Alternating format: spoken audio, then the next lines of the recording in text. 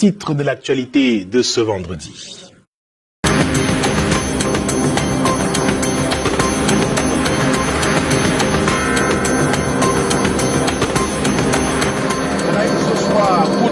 Des individus armés non identifiés à la brigade de gendarmerie de Couchon dans le département du Noun, région de l'Ouest Cameroun. Des hommes armés arrivés nuitamment ont attaqué le gendarme de garde avant d'emporter des armes et des munitions. Sur place, on soupçonne une opération des séparatistes venus de la région du Nord-Ouest Cameroun. À la une de l'actualité également ce soir, prise en charge gratuite des malades du VIH-Sida, l'effectivité désormais actée. La décision du ministre de la Santé publique est entrée en vigueur depuis le 1er janvier dernier. Mais comment le processus se passera-t-il? Modalité pratique à suivre dans cette édition. Et dans l'actualité également ce soir, la Fédération camerounaise de football et le coq sportif désormais liés. L'acte de mariage entre l'instance fessière du football camerounais et l'équipementier a été signé ce jour à Yaoundé. Les deux entités devront cheminer ensemble pendant au moins 4 ans. Retour sur cette cérémonie dans le 19h50. Voilà.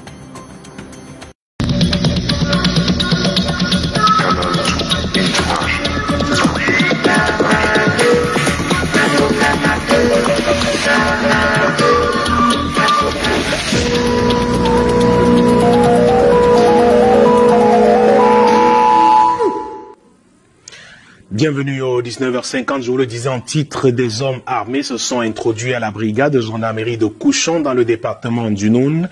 Ils ont emporté avec eux des armes et des munitions qui s'y trouvaient après avoir blessé l'élément de la gendarmerie alors de garde sur place.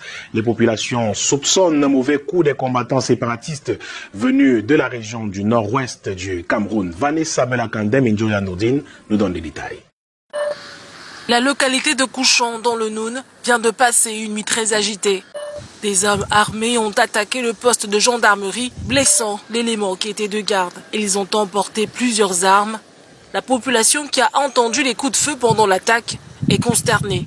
Elle appelle au renforcement de la vigilance et de la coopération avec les forces de maintien de l'ordre. La vigilance de la population et de collaborer surtout avec les forces de maintien de l'ordre pour que les informations soient relayées à temps et que les choses soient aussi anticipées.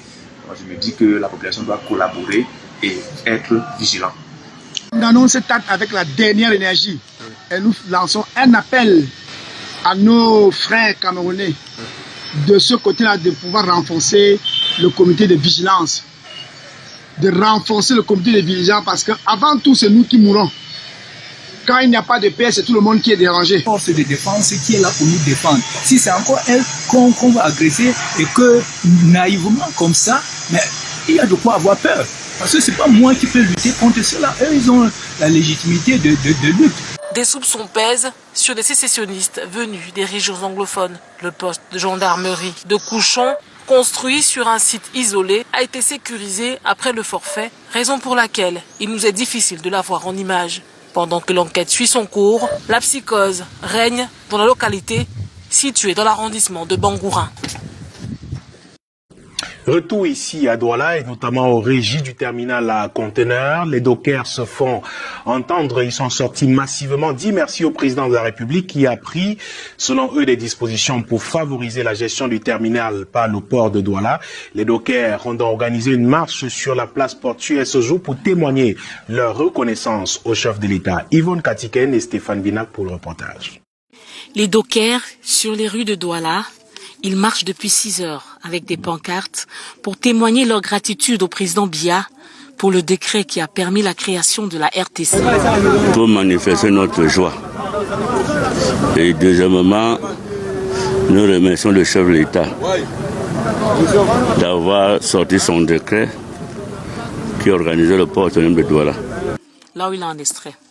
Ils sont en charge de la manutention au port autonome de Douala. Ils ont tenu à saluer l'arrivée de la régie terminale à conteneurs, la RTC. Ils ont donc marché pacifiquement le long de la zone portuaire pour dire merci pour l'initiative qui leur offre la possibilité d'espérer des lendemains meilleurs. Le port a été confié aux dockers camerounais. Les Camerounais doivent mettre en pratique leur expérience. Et d'ailleurs, cette expérience a servi depuis longtemps. Sur leur visage, l'expression de la joie. Les dockers du Centrax sont heureux de cette manifestation pleine de symboles et de patriotisme. Après 2 heures de marche, les dockers sont allés remettre au sous-préfet de Douala Premier la lettre de remerciement et de soutien au président Biya. C'est donc à l'esplanade de la sous-préfecture de Douala Premier à Bonanjo que le sous-préfet reçoit ce groupe de jeunes et adultes heureux de la tournure des événements au port autonome de Douala.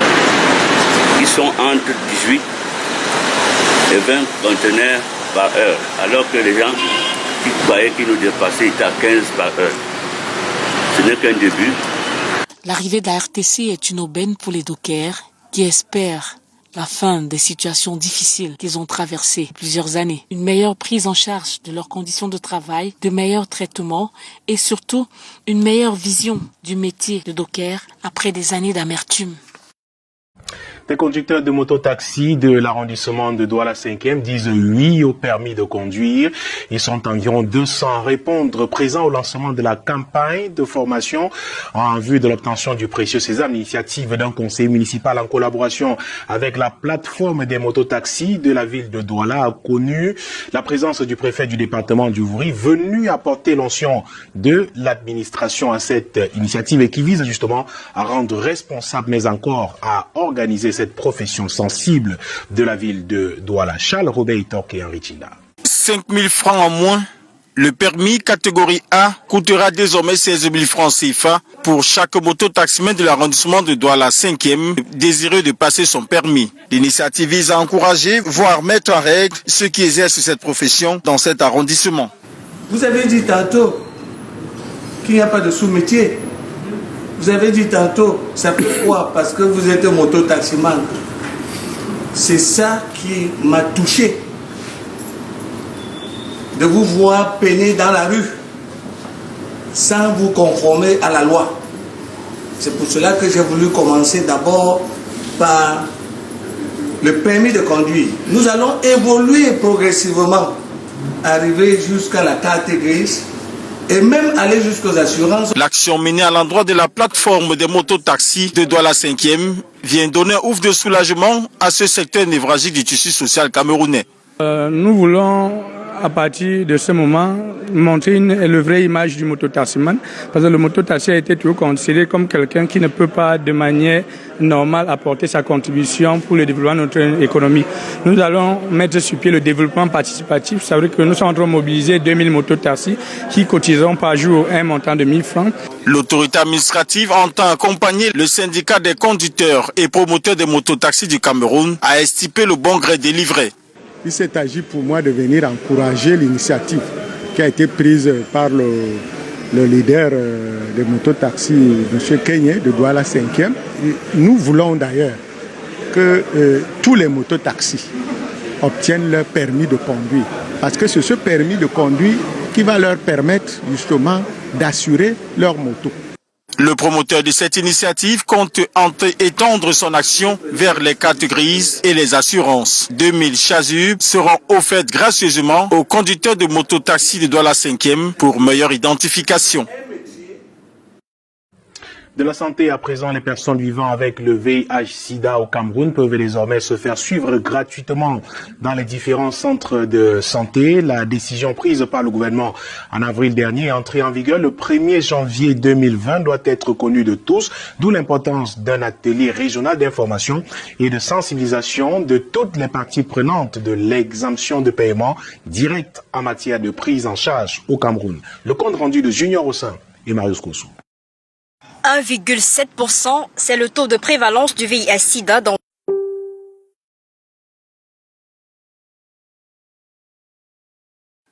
Depuis le 1er janvier 2020, la prise en charge des personnes vivant avec le VIH-Sida au Cameroun est gratuite. Cette gratuité est une volonté de la vision du président de la République et elle a été matérialisée depuis avril 2019 par une décision du ministre de la Santé publique, où un package de soins sera gratuit pour les populations, pour les personnes vivant avec le VIH-Sida, identifiées au Cameroun et particulièrement dans notre région. Au Cameroun, on observe une amélioration dans la prise en charge des personnes vivant avec le VIH-Sida, avec plus de 200 000 malades sous antirétroviraux en décembre 2018, du fait de la gratuité des antirétroviraux depuis 2007. Cependant, le pays est loin d'atteindre les objectifs 90-90-90 souscrits pour 2020, d'où la nécessité de lever la barrière financière. Et il n'est plus dorénavant acceptable, mesdames et messieurs, que les personnes souffrant de cette affection continuent de manquer leur traitement aux antirétroviraux parce qu'elles n'ont pas de moyens de payer un examen de charge virale ou de CDK. La bonne nouvelle est également celle concernant la femme enceinte.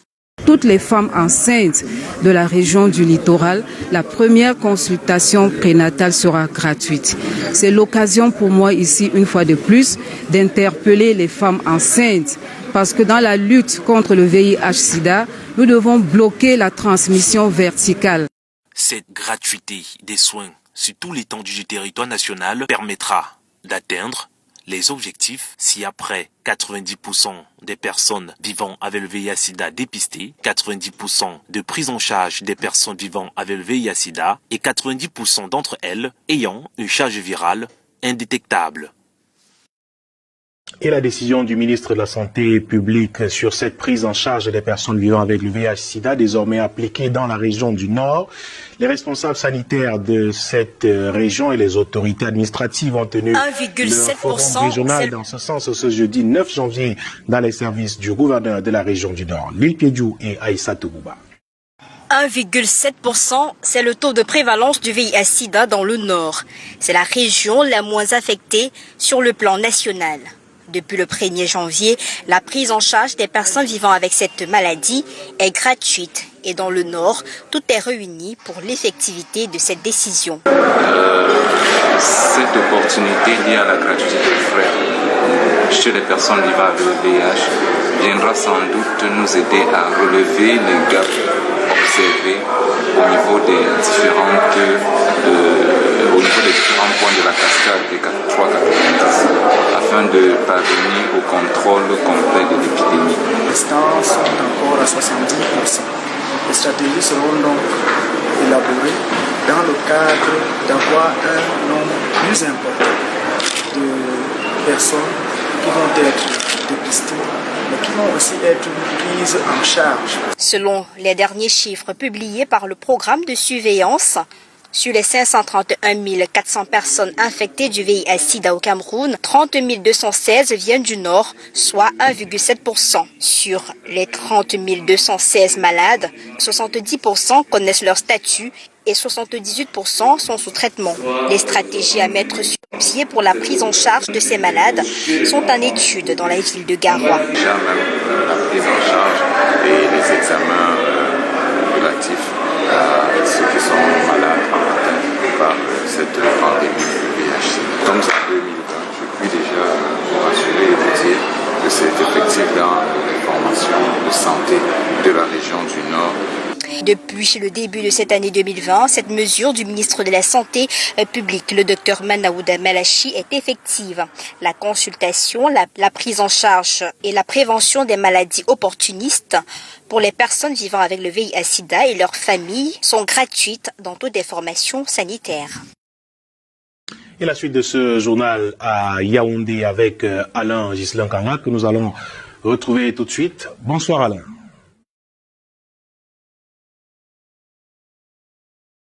Bonsoir à tous. La suite de ce journal, c'est avec la page consacrée aux législatives et municipales.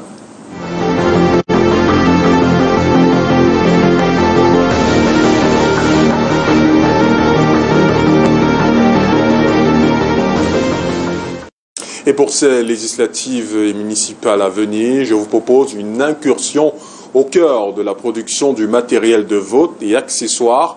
Des entreprises, des milliers d'hommes et de femmes travaillent à plein temps pour produire bulletins, enveloppes ou procès-verbaux. Pour en savoir plus, suivons ce reportage signé Brandt Kamga et Samuel Bonis. De la paperasse, ci et là, une chaîne humaine à l'œuvre et des rotatives tournant 1000 à l'heure, les législatives et municipales se préparent sur le plan logistique, loin, mais alors très loin, des regards. Dans un mois jour pour jour, les électeurs iront aux urnes, un processus qui se prépare en 2 phases majeures. Les urnes, les isoloirs, les encres, le tampon, dateur, bic, nous avons déjà envoyé sur le terrain. Vient ensuite l'étape la plus difficile, la production, le contrôle des listes, enveloppes, bulletins de campagne et de vote et leur distribution sur l'ensemble du pays. Premier arrêt de notre périple, le Centre national de biométrie d'Elections Cameroun de Yaoundé, toujours fonctionnel, même en période électorale. Il peut y avoir des personnes décédées entre-temps, on a supprimé le fichier par exemple. C'est ici le début de tout le processus. À base des listes électorales complètement produites, vient alors l'impression des enveloppes. Direction l'imprimerie nationale dont la mission est précise, fournit les enveloppes pour l'élection des conseils municipaux. Nous avons reçu de l'ECAM une commande de 9 millions d'enveloppes électorales. Il reste 950 000 enveloppes à livrer. Des centaines d'hommes et une dizaine de machines sont à l'œuvre. La WT 320, c'est 350 enveloppes produites par minute. La deuxième machine, datant de 1974, a lâché prise il y a quelques jours. Les enveloppes sont mises en forme par les étudiants, un rendement tout aussi consistant. Vous mettez en forme à peu près combien d'enveloppes 5 enveloppes par jour, vous seul? Oui. Les enveloppes des législatives, quant à elles, sont produites dans d'autres imprimeries. Quant aux bulletins de vote et de campagne des 2 élections, la charge revient à la Société de presse et d'édition du Cameroun, la SOPECAM. On a eu une commande d'environ 33 millions de bulletins de vote et de campagne. Nous avons déjà fini de produire les bulletins des législatives. Là, on est en train d'achever les municipales. Là, maintenant, d'ici maximum 2 jours, on aura complètement fini. Une fois ceci produit, le tout n'est pas joué. Il faut contrôler et recontroler. Et le cerveau logistique se trouve à la base aérienne 101 de Yaoundé. Quand les matériels arrivent, partout ça arrive là, ils nous laissent comme là. Comme vous voyez là, ça c'est ce qui est venu de l'imprimerie. Le matériel brut part d'ici et revient fini. Avant un dernier contrôle, le conditionnement, puis la répartition sur l'ensemble des près de 27 000 bureaux de vote du pays. Une phase bientôt clôturée. Dans 21 jours précisément, nous aurons clôturé ici avec l'envoi du matériel électoral sur le terrain. Plus de 3 mois de dur labeur avec de milliers de Camerounais temporairement employés, la commission logistique et transport d'Elections Cameroun pour le double scrutin législatif et municipal du 9 février prochain compte livrer tout le matériel électoral à domicile avant le 26 janvier prochain, date du début de la campagne. Le Code électoral, en son chapitre 4, définit le cadre juridique qui entoure le contentieux spécifique aux élections municipales au Cameroun. Compétence est attribuée aux tribunaux administratifs en la matière. La Cour suprême, en sa chambre administrative, est le dernier niveau de juridiction qui clôt les affaires litigieuses de la phase préélectorale. Cas d'espèce, la circonscription de Yaoundé 6, avec Janice Kamga et Constant Kamga. Le contentieux préélectoral de la circonscription de Yaoundé 6 fait jaser la classe politique. D'abord, le parti au pouvoir, le Rassemblement démocratique du peuple camerounais, qui veut faire cavalier seul dans le Fundi. Comment ELEC peut sortir les listes de 2 partis en compétition à Yaoundé 6 et on part à la contention préélectorale parce que la liste de SDF a été attaquée. La chambre administrative rétablit la liste de SDF sans appel. Aujourd'hui, on a reçu un appel qui vient de RDPC. Puis le Parti patriote démocrate pour le développement du Cameroun qui aurait réussi un passage en force très remarqué dans la dite circonscription. Quand elle est capable, c'était 2 partis. Mais maintenant, après tout le contentieux, et cette partie n'a pas introduit un recours dans la chambre administrative, mais subitement, après le jugement, tout, on voit que cette partie est partant à Yaoundé 6. Contacté par téléphone, le président Jean de Dieu Momo affirme que la liste de candidature du PADEC a été introduite après avoir été oubliée par ELECAM. Les experts y voient une entrave au droit électoral. La compétence de validation de la liste de candidature est exclusive et elle est conférée au Conseil électoral des régions de Cameroun. Aucune juridiction n'a qualité pour réceptionner les candidatures. Donc, si une candidature atterrit après le Conseil, elle n'existe pas. Dans un cas comme dans l'autre, la chambre administrative de la Cour suprême a été saisie en appel des décisions du tribunal administratif de la circonscription susvisée. Sur le plan politique, le Social Democratic Front se dit prêt pour le combat, même à armes inégales. Un des moyens de les combattre, c'est de décrier, c'est d'exposer, c'est de dénoncer. Le verdict de la Cour suprême qui statue ici en dernier ressort reste donc attendu. Il débouchera sur la campagne électorale qui démarre le 25 janvier prochain.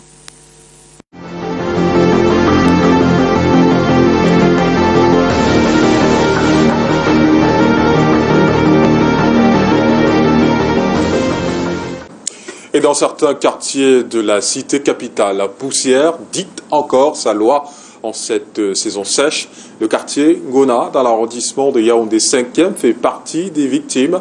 Habitations, voitures, commerces, tous sont recouverts d'une nappe jaunâtre, comme vous le verrez dans ce reportage de Raksha Basset-Tetna et Francis Capnan. Ces maisons n'ont plus besoin de peinture. Les murs sont repeints d'une couleur unique, celle de la poussière.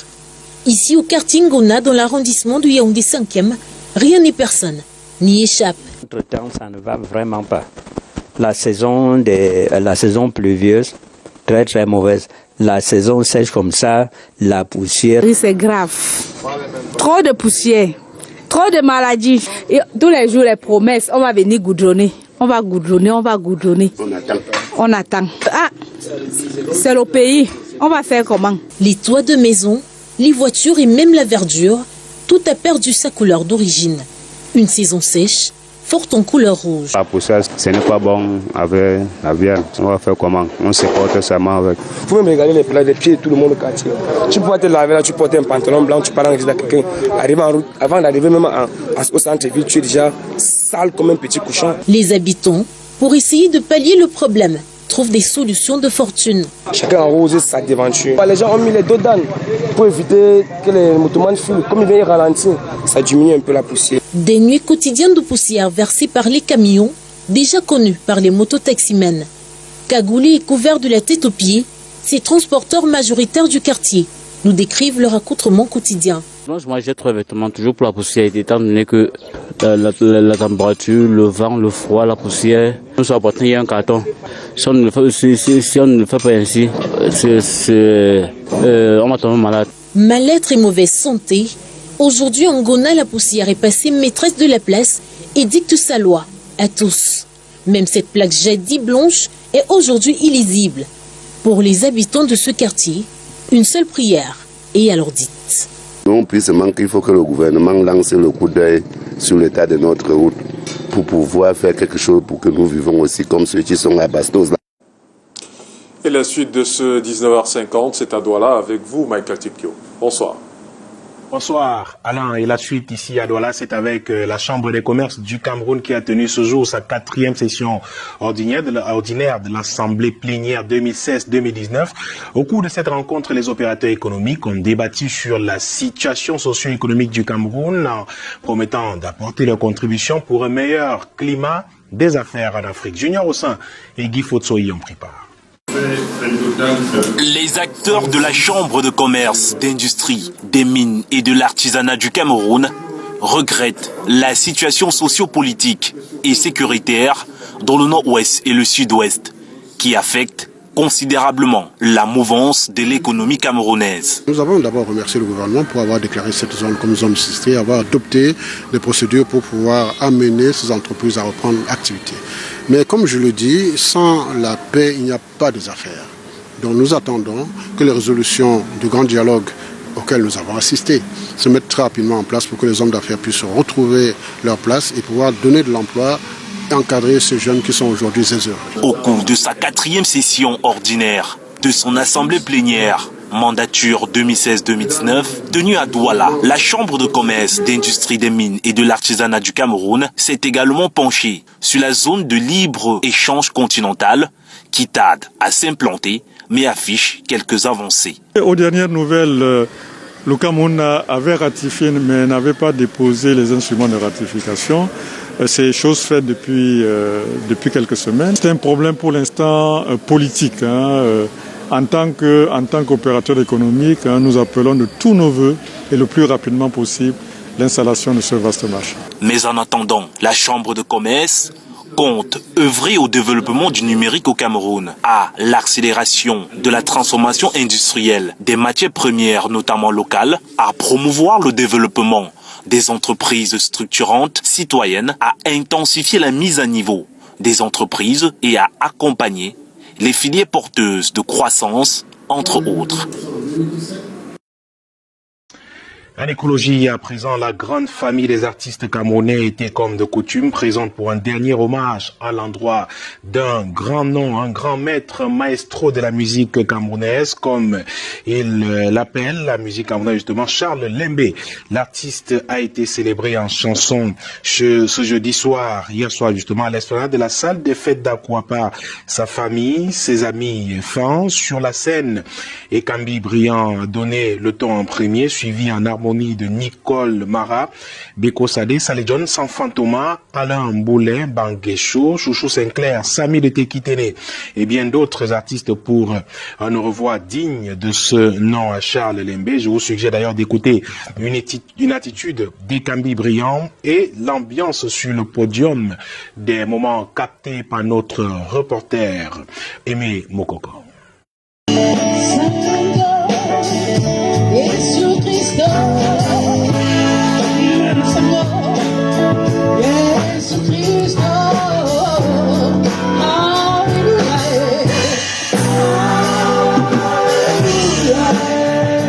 Un artiste humble, très humble, discret, qui avait une vision extraordinaire de la musique camerounaise et qui voulait que les choses changent. Il voulait que nous, les artistes, nous soyons très bien. Carlos, tu vas rencontrer là-bas. Et voici bébé, et Baloté, Tommy House, et le Moussi, et le Manga, etc., etc. Tu leur diras que les choses ne sont pas très bien, mais qui prie pour nous, qui sont encore là, pour que la musique camerounaise avance.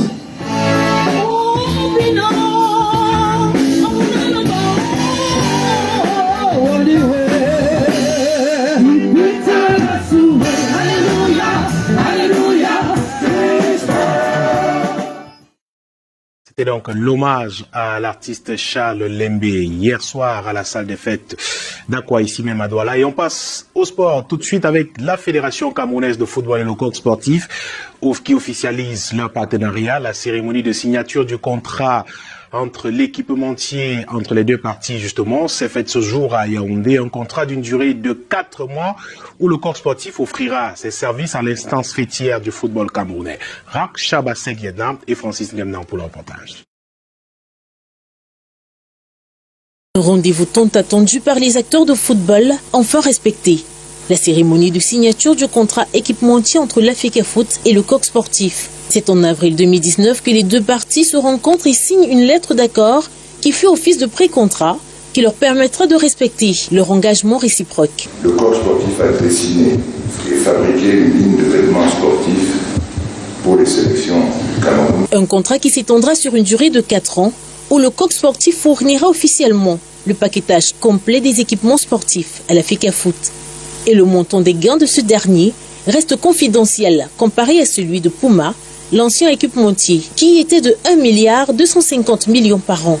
Le président de l'Africa Foot nous assure alors un partenariat dit gagnant-gagnant. Ce contrat est un bon contrat pour notre institution. Nos intérêts ont été vraiment préservés. Au-delà de cette signature, le coq sportif s'inscrit dans un nouveau dynamisme, celui de s'impliquer au cœur du football camerounais en habillant les équipes du championnat féminin, jeunes et les playoffs. Donc le contrat aujourd'hui n'a pas stipulé que l'on doit soutenir le championnat local des jeunes, c'est quelque chose qu'on va faire. En outre, bien qu'étant félicité, le coq sportif est observé de près. Au Cameroun, on fait un distinguo net entre un coq et une poule. Respect le coq sportif qu'on a connu. Nous avons joué le maçon au pied du mur. La FICA Foot et le coq sportif sont à la croisée des chemins.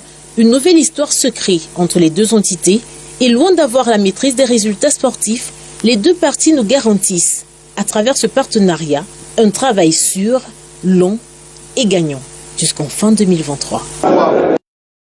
Et toujours en sport, le gouverneur du centre président du comité des sites de Yaoundé du Kokan a procédé ce jour dans la capitale camerounaise à l'installation des membres des 12 commissions du secrétariat technique du comité d'organisation du championnat d'Afrique des Nations 2020 et de la Coupe d'Afrique des Nations 2021 de la région du centre. Les membres des commissions de communication et marketing, de sécurité, d'accueil, entre autres, ont reçu les instructions pour la réussite de cette compétition que le Cameroun s'apprête à abriter. Nasseri Paul Béa leur a donné des recommandations. Je vous suggère de l'écouter au micro d'Alain Ghislain Kanga et Constant Kamga à Yaoundé. Non seulement le respect des textes, mais la relecture et l'appropriation des différents textes qui guident l'organisation des différents chapitres de cette activité. Le respect des cahiers de charges qui seront nous donnés par le comité central d'organisation. Le respect des procédures et considérations à l'égard de la structuration hiérarchique, normative et organique des activités et des programmes du CHAN dans notre pays. Le maintien de climat de confiance, de sérénité et de convivialité et des quiétudes au sein des comités et des commissions. Voilà qui met un terme à cette édition d'information du 19h50 de ce vendredi. Je vous dis merci d'avoir suivi. Passez une très belle soirée sur notre antenne. Bon week-end également. Lundi, vous retrouvez Aimé Catherine Moukouri pour une autre édition 19h50. À très bientôt sur cette antenne. Bonsoir.